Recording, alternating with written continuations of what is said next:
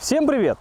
Я очень часто в интернете наблюдаю разные мнения насчет того, в каком разрешении нужно снимать на камеру GoPro Hero 11, 12 и 13 Black. И довольно регулярно вижу, что некоторые пользователи считают разрешение 4К приоритетным при съемке на эти камеры. И вот сегодня мы с вами досконально разберемся в этом вопросе, чтобы раз и навсегда прекратить споры. Я сниму разные футажи с разрешением 5,3К, с разрешением 4К, через обычную прошивку и через прошивку лапс с увеличенным битрейтом. И мы посмотрим, какие настройки наиболее предпочтительны для камер GoPro Hero 11, Hero 12 и Hero 13 Black. И забегая вперед, могу сказать, что те пользователи, которые считают, что при съемке в 4К камеры GoPro Hero 11, 12 и 13 дают максимальную детализацию, глубоко ошибаются. Пожалуйста, посмотрите на то, что у меня получилось, и напишите свое мнение в комментарии. Мне будет интересно понять, как много людей со мной согласятся и как много людей посчитают, что я не прав.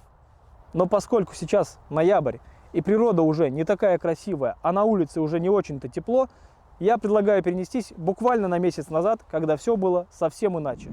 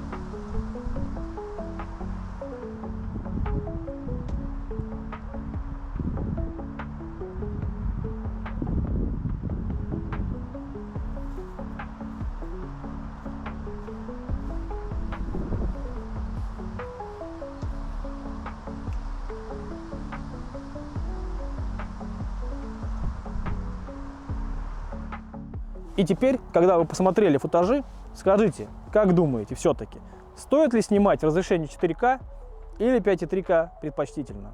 Мне кажется, ответ весьма очевиден. Кроме того, что снимать нужно в 5,3К, так еще и желательно использовать прошивку Labs с увеличенным битрейтом и отключенным шумодавом.